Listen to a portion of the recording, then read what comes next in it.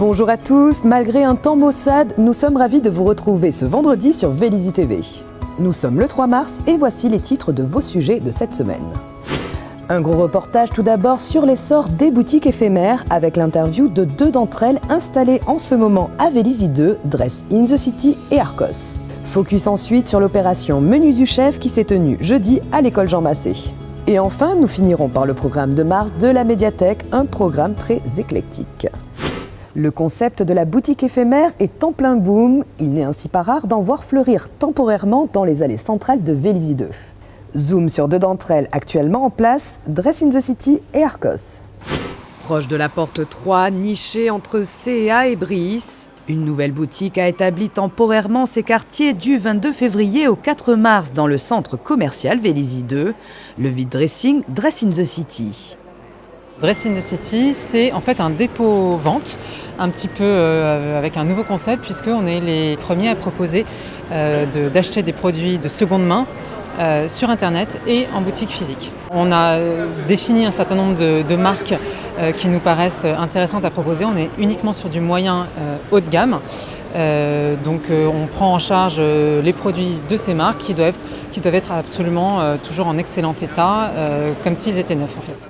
Les marques commercialisées par Dress in the City sont alléchantes. Balenciaga, Lancel, Sonia Rykiel, Louis Vuitton, Yves Saint Laurent. Le prix d'achat des articles est divisé approximativement par 3 par rapport au prix de vente neuf, permettant d'accéder à des affaires jusqu'à 70% moins chères.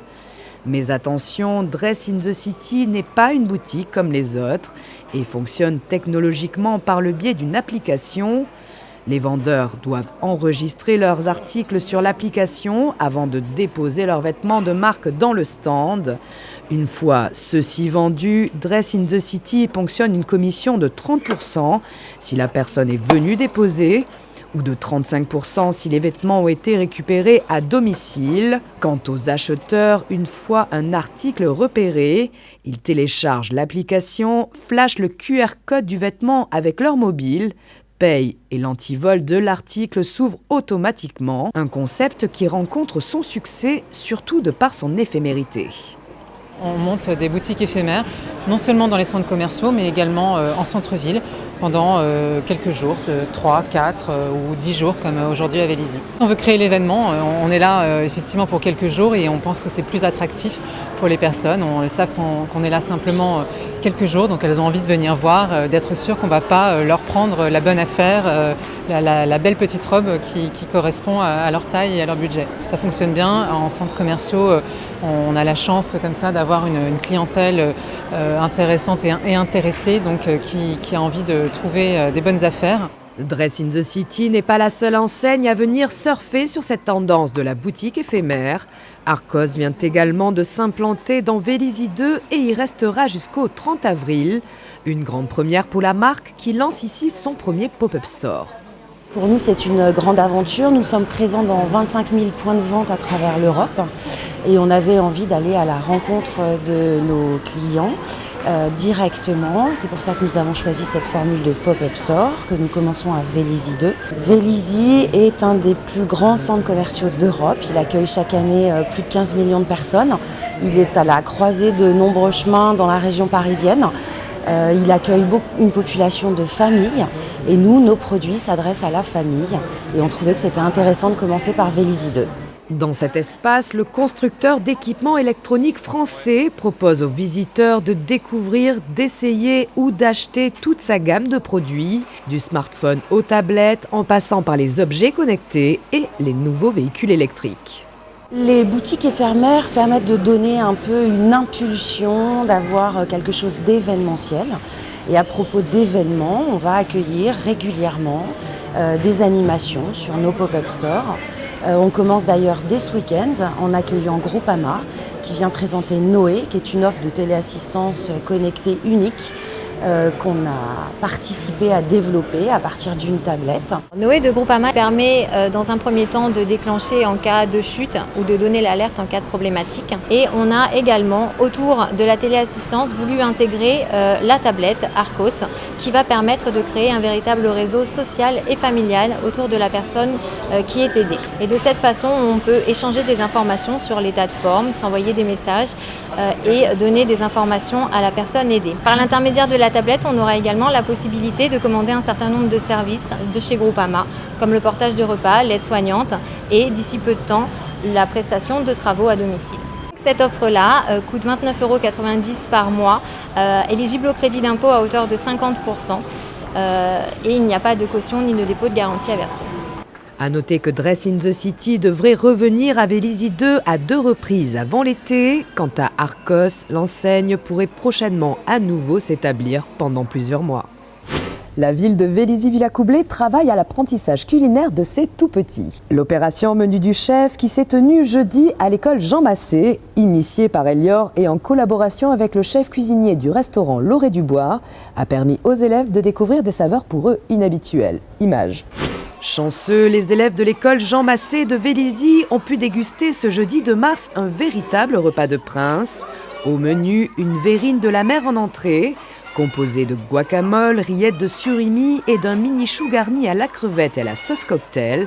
En plat, un feuilleté de haddock fumé au poireau avec une purée de carottes bio à l'orange maison. Et en dessert, une mousse au chocolat au lait, à la fève de tonka sur son lit de caramel au beurre salé avec brisure de spéculoos et amandes effilées. C'est ce qu'on appelle le menu du chef. Donc le but d'Elior, c'est de valoriser aussi des chefs locaux, un chef reconnu de la ville, et avec lui, essayer de travailler un menu gastronomique qu'on peut étendre à une échelle importante. Par exemple, ici, on a 2000 enfants. Pouvoir leur faire déguster des choses nouvelles, des choses qui ne sont pas toujours évidentes à faire sur des grosses échelles. Tenter des nouvelles saveurs, innover avec l'aide d'un chef reconnu et aussi donner sa patte, c'est-à-dire qu'on a pris des recettes qu'on peut trouver dans son restaurant gastronomique. Travailler sur des produits plus complexes, une mousse au chocolat à la fève de tonka par exemple, des choses comme ça. Le grand chef local qui a accepté ce défi est bien connu des Vélizyens, puisqu'il s'agit d'Alain Tranier du restaurant Lauré Dubois. Ce sont les dirigeants d'Elior qui sont venus nous voir avec monsieur le maire et qui ont demandé qu'ils avaient ce projet. Donc j'ai été flatté d'essayer de participer un petit peu aux enfants parce que mes enfants ont été élevés à Vélizy et ont profité de tout ça. Donc c'était bien de pouvoir innover avec eux, d'essayer de trouver un compromis entre chez nous et chez eux parce qu'ils ont énormément de contraintes, parce qu'ils ont plein de petits-enfants à nourrir. Et au point de vue norme, on n'est pas, faut que ce soit parfait. Donc après, il y a un budget à respecter. Mais je pense que le pari est relevé par rapport à ce qu'on a pu chacun apporter. C'est en leur donnant de temps en temps des petites choses comme ça qu'ils vont découvrir et qu'ils vont évoluer. Si on leur donne toujours la même chose, des plats préparés ou des plats, on va dire, d'une gamme qui n'est pas la nôtre, ils vont se contenter de ça. Du coup, ce menu de chef, les enfants, bon ou pas ?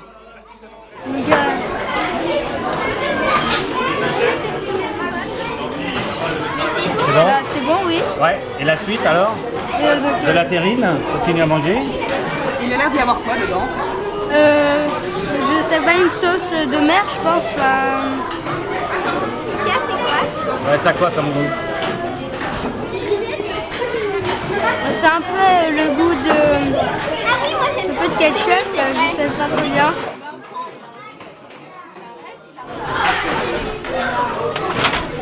Ah oui, là, c'est des fruits de mer, c'est un peu comme... ah si, c'est du surimi au crabe. Et elle est bonne la purée? Oui. Ouais. Il y a quoi? C'est quoi la purée? Il y a quoi dedans? De la carotte et de la clémentine, de l'orange. De l'orange? Et on sent bien l'orange? Pas beaucoup. Pas beaucoup, ouais. C'est subtil là. Enfin apparemment, t'as bien aimé. Qui en a feuilleté?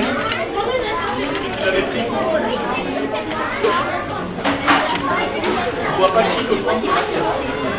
Ça me paraît improbable. D'abord, Alors, c'est comment? Je vais t'aider, Agnès? assez bon. Peut-être, c'est assez salé.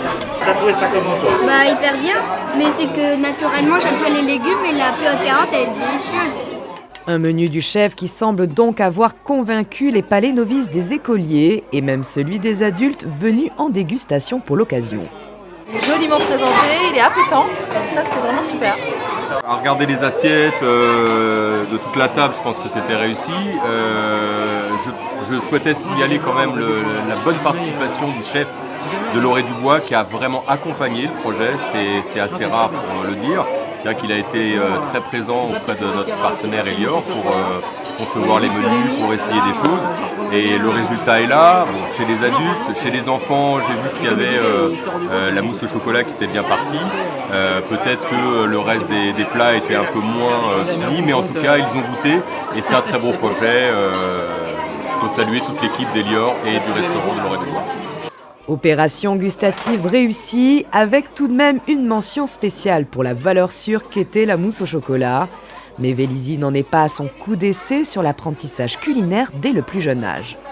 Il y a toute une série d'animations tout au long de l'année. C'est-à-dire qu'on est là pour montrer aux enfants l'importance de manger équilibré, de connaître les aliments. Donc, au-delà de cette animation du menu du chef, il y a eu, il y a peu de temps sur la ville, un test culinaire où les enfants de Vélizy ont pu goûter différents plats. Et si ça leur a plu, c'est des plats qui pourraient être proposés dans toute la France. Il y a la présentation des fruits et légumes, parce qu'on se rend compte que parfois les enfants, ils ne connaissent pas forcément le nom des légumes. Donc là, ils peuvent les toucher, ils peuvent les regarder, les fruits, ils peuvent les sentir, les goûter. Donc tout au long de l'année, il y a un peu cette éducation au goût, au bien manger, au manger équilibré. Et c'est vraiment quelque chose d'important de leur transmettre ce patrimoine français de la gastronomie. À l'honneur ce mois de mars à la médiathèque de Vélizy, les bébés et les passionnés de musique électronique.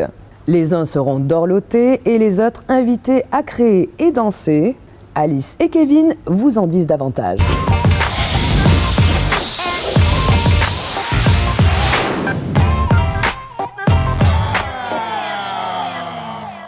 Bonjour. Bonjour. Quoi de neuf à la médiathèque ce mois-ci, Alice? Eh bien, plein de choses. On va regarder ça ensemble maintenant. Un des temps forts à la médiathèque au mois de mars, c'est le printemps des bouts de chou qui aura lieu du 11 au 18 mars. Samedi 11 mars, atelier massage bébé avec une professionnelle, Marilyn Kéré. Mercredi 15 mars, conte du bout des doigts avec Michel Walter. Vendredi 17 mars, soirée turbulette et pyjama où on vous proposera des contes, des comptines et des berceuses. Et c'est pour les moins de 4 ans. Samedi 18 mars, un spectacle musical, Meunier Tudor avec le conteur Thierry Beneteau. Et le même jour, on vous propose un cré-atelier spécial doudou. Vous aurez le plaisir de créer votre propre doudou. Et un vernissage de l'exposition photo Portrait doudou clôturera cette journée. Ce mois-ci, la médiathèque organise conjointement avec les studios de l'Espace Jeunesse le off du festival Electrochic du 7 au 18 mars, 2 semaines dédiées aux musiques électroniques avec plein d'animations. Des ateliers d'initiation aux musiques électroniques pour composer son propre morceau, de l'initiation au DJing, une exposition de photos de soirée électro prise par Samuel Desseur, une scène ouverte à la classe de clavier moderne de l'école de musique et de danse de Vélizy, une masterclass animée par Nicolas Prost autour de Lewy, suivi d'un concert de Digistorming à l'école de musique et de danse. Un atelier de bidouille et de réparation de câbles au studio musique et pour finir, une grande soirée de clôture le samedi 18 mars jusqu'à 4h du matin au centre Maurice Ravel en salle Renoir. Retrouvez toute la programmation détaillée dans notre programme ainsi que sur notre page Facebook. Eh bien, un sacré programme. Et oui, sans compter nos rendez-vous réguliers. Il est grand temps de vous dire à bientôt. Et rendez-vous au mois d'avril. Au revoir. Au revoir. À noter que sera présente à la médiathèque le samedi 25 mars à 16h l'auteure et réalisatrice Anaïs Barbeau-Lavalette, lauréate 2016 du prix du roman contemporain québécois pour son ouvrage La femme qui fuit.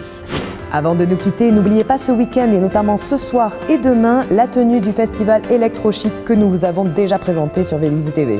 Et samedi prochain, soit le 11 mars à 20h30 en salle Ravel, grand loto organisé par le club de rugby. Nous n'allons pas manquer ça et nous espérons que vous non plus. Prochain rendez-vous sur Vélizy TV, mercredi soir pour un spécial Ils font Vélizy dédié à la jante féminine. Et oui, vous n'êtes pas sans savoir que le 8 mars consacre la Journée internationale de la femme. Et moi, je vous retrouve comme toujours vendredi. Excellent week-end à tous.